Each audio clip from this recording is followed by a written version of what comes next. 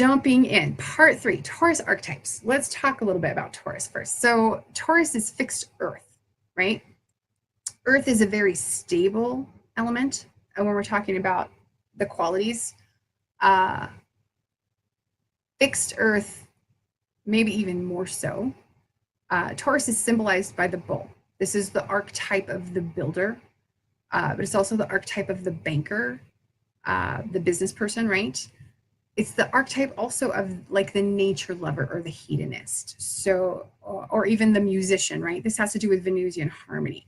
So there's a lot of different expressions for Taurus.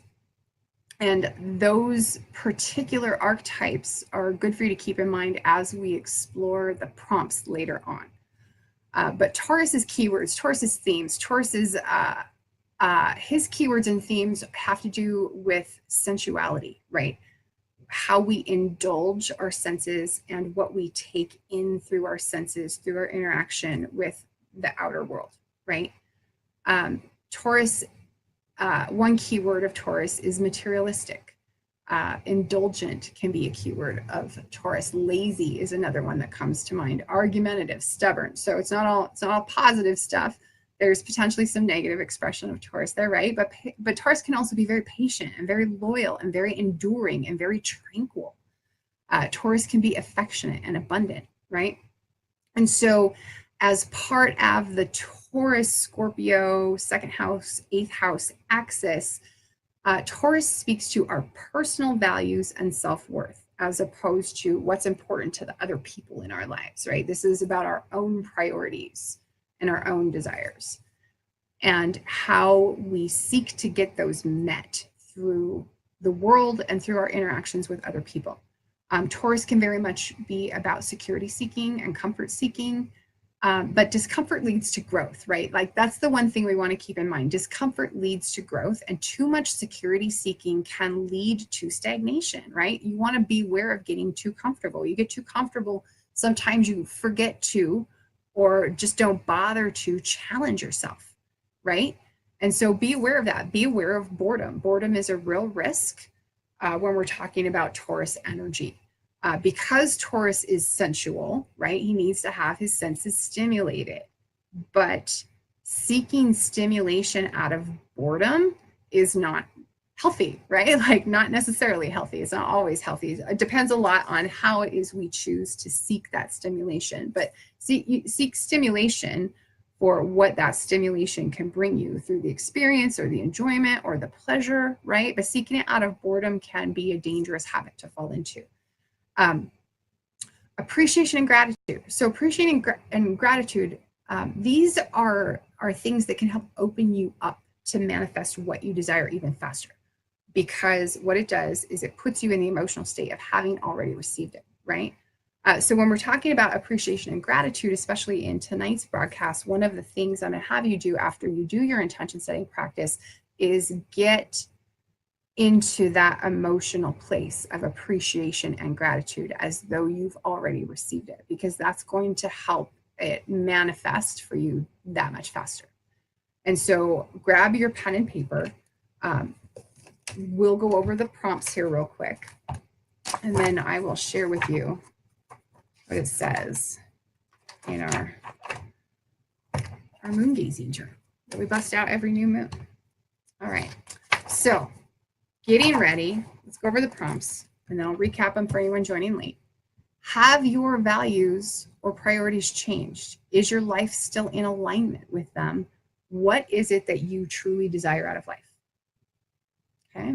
What ideas might you need to challenge around your own self-worth? Have you internalized other people's judgments about yourself? Have you internalized other people's judgments about your worthiness or what it is you contribute to the world? That's an important thing to be aware of. If that is the case, how can you begin to see yourself in a new light, or begin to see your own personal value in a new light? How can you begin to better appreciate what it is that you contribute to the world around you? Okay, I want you to really think about how you can honor your own contributions. And what new beliefs can you invite into your life around your own value and the value of your own contributions. Okay. So with your intention, I want you to be really clear about how will this reinforce or reflect your values? How will you, through this intention, how will it help you live your values in the manifesting of it? And what new values can you honor with this particular new moon? And create an affirmation around that if you can, especially where you may be working with notions of self-worth or your own priorities versus what's important to other people, okay? You want to be able to bring your wants to the table and to be an equal participant and an equal beneficiary in the life that you have, right? That's important to do. So what I'll have you do is write down your intentions around what it is you want to manifest. I want you to be as specific as you can, as detailed as you can be. And it can really help to take some time to visualize it in as much detail as you can, and then write down those details. So if you're not really clear what you should write, you can spend time visualizing it first, imagining that ideal outcome, right? Visualize it though, if you're going to do that, visualize it as if you were living what you want to manifest right now in this moment, right? And with that, call up in your body the way that it would make you feel to have what you want in this exact moment, right? And as you do that, make genuine gratitude and appreciation part of that feeling, right? And you can use another piece of paper or the back side of the one that you're writing on tonight to draw out your visualization, okay? So if you're having trouble being clear, or if you're really having trouble understanding, well, what is the ideal thing look like for me? Take time to imagine it first. Explore what would make you happiest, what would bring you the greatest amount of pleasure, what you would find most enjoyable, okay? Danielle has a question. Does the 4th house of endings apply to new moon intentions? Yes, of course it does, because the 4th house, so let's be clear about this. The 4th house signifies the end of the matter, the final outcome, right? And when we're talking about new and full moons, we look also to the ruler, the dispositor of that new or full moon and its condition to also tell us about the outcome. So if your 4th house is also ruled by Venus as ruler of this new moon, then even more especially so. So it kind of, in that sense, we'd want to take a closer look at a person's individual chart to see how much that influence applies. But yes, you could extrapolate 4th house as the end of the matter in that sense to a new moon intention setting. And that's also part of the reason why it's so important to know your own astrology as much as you can, and what the current influence of the transiting planets is in a new moon or a full moon, because those things are all going to help give you a clearer picture of what outcome that new or full moon holds for you.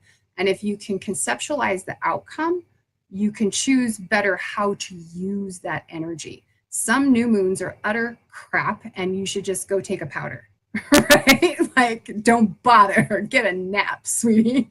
Some full moons are kind of yucky too, right? And so sometimes if the energy is not right for what you want to do, shelve it, come back to it later when things are more supportive.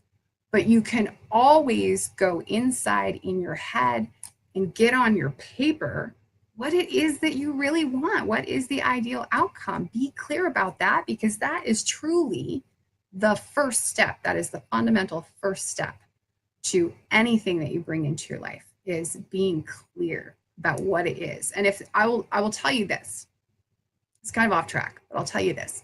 There's an area in your life where you're not manifesting what it is that you really, really, really, really want. There's 2 explanations. One is you're not ready. And if that's the case, then you're better off spending the intervening time making yourself ready. while the universe lines everything up for you, right? The other one is that you're not being clear enough about what you want. You don't know what you want. You're not being specific. You might know what you don't want and be spending a whole heck of a lot of time talking about what it is you don't want. But what you need to do is take that clarity about what you don't want and flip it on its head and use it to shine a light on what you might prefer instead. And if you can do that, you get a heck of a lot closer to manifesting what you want, a heck of a lot faster. So be clear and be ready. Those are your only jobs in life. Be clear and be ready.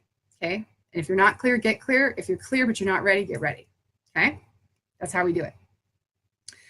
Jonna says, I'm late, erg. I have Libra rising. Okay, so let's recap for you, and then we'll recap the prompts. If anyone doesn't need a recap on the prompts, go ahead and get started. Jonna is Libra rising. So Libra, this is 8th house, Jonna. So other people's resources, investment earnings, insurance and taxes, our 8th house, inheritance, bonus and commission income. Those are all things that fall under other people's resources, right? But then the occult themes of the 8th house are around death and rebirth cycles and transformation and metamorphosis and psychological stuff, right? Like we just had our full moon in Scorpio, and the full moon in Scorpio, if y'all want to think back, that was a full moon about purging. It was, for some of us, probably kind of yucky purging, right? But it was about purging the stuff that we need to purge, like purging like infection or something, I don't know, right? Like getting the gunk out so that healing can actually take place. And sometimes that's important. So for you, Jonna, with an 8th house new moon, this is a flip expression of that, where you can start exploring, well, what would you rather have instead? Okay, you've purged what's unnecessary or what's harming you. What would be helpful and beneficial to you? And what would be helpful and beneficial to you in terms of your own values and your own desires? Okay, so feel free to explore those avenues, or feel free to take it down the avenue of death and rebirth and transformation. You may be reaching the end of something. And if that's the case, it may be painful, it may be yucky, but give it some time, go through that fallow season of healing, right? And then let it come back to life later on, reborn, changed, transformed. For as yucky and painful as endings and deaths around 8th house stuff can be, I guarantee you that once you move into that new space where the new comes into your life, they can be absolutely beautiful. Okay. It's worth it. It's worth the hell. It's worth the pain, even if it doesn't seem like it in a minute. So hopefully that gives, hope or something. Anyway, so recapping our prompts really quickly. Let's see. With your intention, have your values or priorities changed, and is your life still in alignment with them? What is it that you truly desire, especially in your Taurus house? What ideas might you need to challenge around your own self-worth? And we talked specifically about whether or not you had maybe internalized other people's ideas about your worth, your value, or the value of your contribution. And if that's the case, think about scrubbing that. Think about how would you want to replace those ideas? What would you want to replace them with? How can you see your own contributions and your own value in a new light? What ways can you honor your contributions? And what new beliefs about your own value can you invite in with this new moon? And how would this reinforce or reflect your values? And how will you live your values in the manifesting of the intention that you're setting tonight? What new values are you bringing in that you can honor? So create an affirmation around that. I really strongly encourage you to create an affirmation around that. And I invite you, please share with me in the comments what your affirmation is, and feel free to share the intention that you're setting too in the comments. I love it when we all get like Sherry in the comments. It's kind of fun. But write down your intentions around what it is you want to manifest. Be as specific as you can. Like I said, visualize it if you need to first, and then write down those details that you visualized. Now, because this is in Taurus, I want you to really specifically visualize it as if you're living it right now. Call up that feeling in your body of how it would make you feel to have what you want in this exact moment. Bring in genuine feelings of gratitude and appreciation as you do that. And as you're doing the visualization, I want you to be feeling it.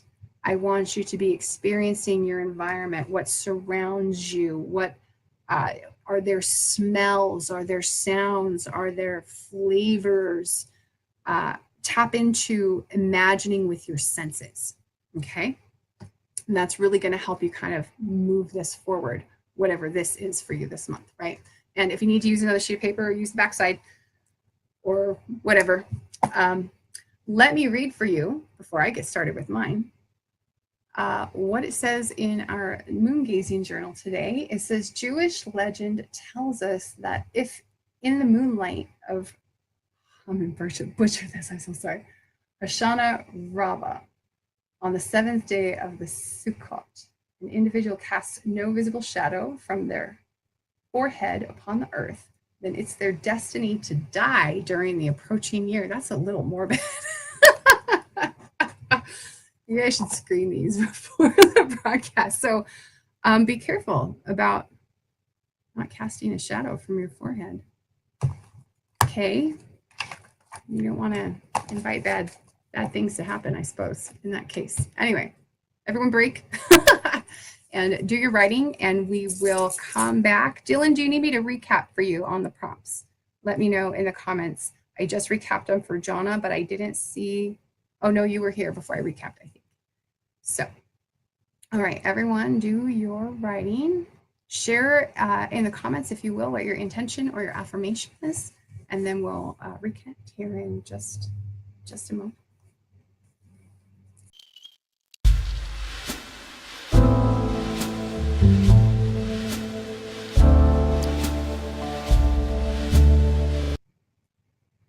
Brandon Hunt says Capricorn ascendant.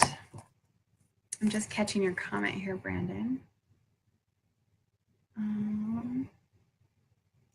So Capricorn ascendant is same as my sun. That's what it is. 5th house. Ooh, creativity, children, romance, and true love. Pleasurable activities are 5th house. Sports and like gambling and risk-taking fall under the 5th house as well. But definitely it's about that seed of Genesis and what you can give birth to into the world by tapping into your own creativity, whether that is physical or non-physical in nature, right? So that's what your 5th house is. Let's see if I missed any other comments. Dylan says I'm late too, but I'll just rewatch it later. Awesome, Dylan. Jonna says, I think I need to explore all those topics. Crazy timing. You and me both, sweetheart. Oh my goodness. I'm going to need to sit with this one, but interestingly, I'm thinking of using an inheritance to fund a part of my metaphysical flavored business. So this is extra weird. Lots to think about with this one. That is actually really kind of interesting. Yes, especially where you have it in the 8th house, because 8th house does govern gains from investments. And so with the new moon in your 8th house, that may be inviting you to make an investment in that sense. And so that's where you really kind of want to look at what is Venus's condition as the ruler of the new moon, to get a sense of what the outcome might be if you were to make an initiation like that right now. Okay.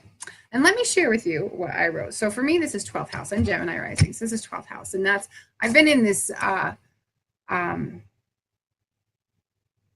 really intensely kind of spiritual period of time in my life recently, in many ways, but just kind of reconnecting with that in the last many weeks, and reconnecting, especially since the beginning of the year, reconnecting with my own personal spiritual practices that I had kind of let slide for a long time, especially let slide while I was building my business, right? which is not necessarily the best thing to do. But I've been spending a lot more time kind of reconnecting with those things and refocusing on those things. And now here's a new moon in that same house inviting me to explore something different. And I think this is really kind of exciting. And so what I wrote was that it's my intention to explore and expand my spiritual comfort zone, okay, through experiencing and appreciating new and different paths and practices as they're presented to me by the universe, and that I intend to open-heartedly seek the lesson in each experience or path and discover the joy, right, both within those experiences and the joy to be found along the path on the journey, wherever it may take me. That's what I wrote. So, anyone else who wants to share? It's not super specific. I get that. I maybe should be more specific. But to me, this is more about, I see new opportunities and new paths opening up for me. And I just kind of want to really be open to the experience and see what it holds. Because any one of them could hold for me a lesson that may turn out to be quite valuable and significant. And I just want to be open to that, open to, well, what is that lesson? And open to the possibility of finding that joy that those lessons can hold, and the joy that our spiritual path can hold. That's what our spiritual path is really wanting to lead us to, is a place of joy, right? Wholehearted joy. Jonna says, that's super awesome, Phaedra. Thank you. She also says, that's good because this Neptune in the second bullshit in my chart has me all panicked about my financial future. And we talked about that, didn't we? About financial uncertainty. And it can be quite uncomfortable, right? But sometimes, like we talked about earlier, discomfort, right, helps us grow. And so if the discomfort of uncertainty is what you're feeling, then that can be a good thing to explore, is how can you tap into the discomfort that uncertainty brings? How can you leverage that discomfort to break out of your comfort zone and invite in other and new ways of bringing in income for yourself? And I will encourage you to explore Neptune ruled themes in terms of how you generate that income. Okay. What else? Let me see if there are more questions. I think there's one more from Danielle. Let's see what that is. And then I think all that's left really after that are announcements. Where'd it go? I thought there was another. Oh, Danielle says, question, does the influence of Libra affect this new moon?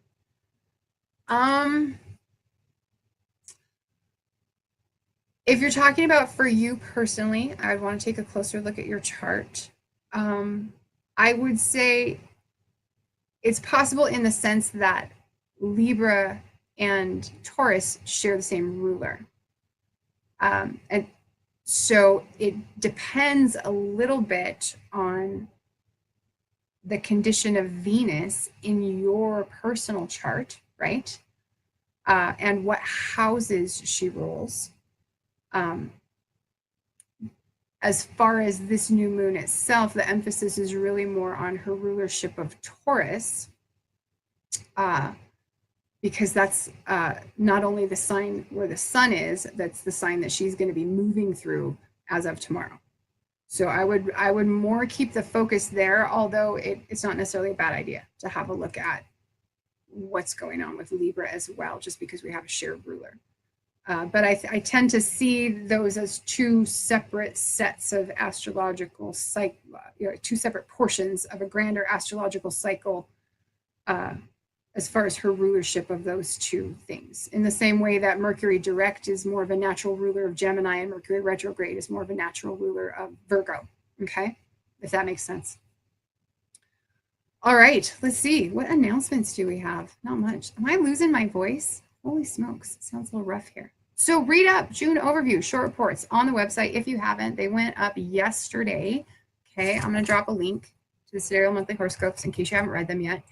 It's a lot, mostly because change is on the horizon and we're in a season of flux anyway. And so June is a long column just because there's so much that you need to kind of factor in as we move through the month and as we move further into July. And you'll notice if you read or when you do read it that I do spend quite a bit of June talking about what's coming up in July, in part because what's coming up in July, knowing and understanding what's coming up in July is helpful to knowing what you should be doing here in June. Okay. I see we have some more comments. Danielle says, thank you. You're very welcome. Anything else? I think that's it. Tomorrow we have a broadcast, Sidereal Insights Astro Update at 1:30 p.m. Mountain Daylight Time, 3:30 p.m. Eastern Daylight Time, which is 8:30 p.m. I'm going to get it right. British Summer Time. Nailed it. Now, you can all still help me. I don't know if this is 2:30 a.m. Is it Australian Eastern Daylight Time? I'm not sure what the D stands for. It's early Tuesday if you're in Australia or if you're in the UK. So for the next, that's the next Sidereal Insights Astro Update that's coming up tomorrow, right? And so I'll be going over current sidereal transits and how you can best align with them. You'll probably want to catch that broadcast because we're specifically going to be talking about moving into next month and how you kind of want to be thinking ahead. So definitely catch that broadcast. Now, it won't be live. I'm going to have to record it in advance because I'm going to be traveling tomorrow. And so what I want you to know is that there's a chance that I may run the broadcast early. So it may already be on the Mystick Physick Astrology Facebook page by 1:30 where you just be watching the replay. Okay. And then I'll get it up on the website and on YouTube as soon as possible as well. But I'll be traveling tomorrow, so that will not be a live broadcast, but it's going to be an important broadcast for you to watch. And then also, I'd like to invite you to subscribe to the YouTube channel so that you don't miss a broadcast. And so when you subscribe to YouTube, you may also want to click on the little notification icon, the little bell, because then you'll get notifications every time I upload a new video. And that's important because I don't always email y'all, and I should. I know I should, but I also load up my plate with lots of things to do, and sometimes that's the one that slides. So the notification bell might be a good idea. And then also, don't forget the Lunar Living Guides for Conscious Creation. We talked about those in part 1. Just loaded, really, with actionable strategies so that you can kind of figure out how to use the new and full moon to really supercharge your manifesting, leverage them, right? But the idea is the practices are really to help you step more fully into the life that you want to lead, right? That's the whole purpose of these guides, to supercharge your manifesting, help you in that direction. The techniques are valuable. They're going to set you up with a really simple framework for your own personal manifesting practice, even if your experience with astrology is limited. So if you want to grab those, please do. There's a discount for getting the bundle. They're going to help you align your intention setting with your own natal blueprint, just like we do on the broadcast, but without necessarily live guidance from me. If you are in a position where you want to do the practice, but you can't wait for live guidance, they are going to help you be better able to set intentions for that specific astrological energy exactly as it happens, and to kind of take charge of what you manifest and get more out of what you want in life, right? And so they do include printable worksheets. That's going to come with it. Like I was saying, they retail for $19 each, but if you get the bundle, it's a discounted. It's $27 if you get the bundle. And if you do get the bundle within the next 72 hours, I'm offering you a copy of my super simple astrological interpretation generator, totally free. So I'll email that to you after the fact if you get the bundle in the next 72 hours. And that is really going to kind of help you fine tune your lunar living practices if you have that interpretation generator. Plus, these guides are going to work even if you use tropical astrology. And so that's, I think, important to know. Just like I said, don't mix the two because you break it. Don't break it. Thanks for watching, everyone. We'll see you again next time. Take care. Have a fantastic evening.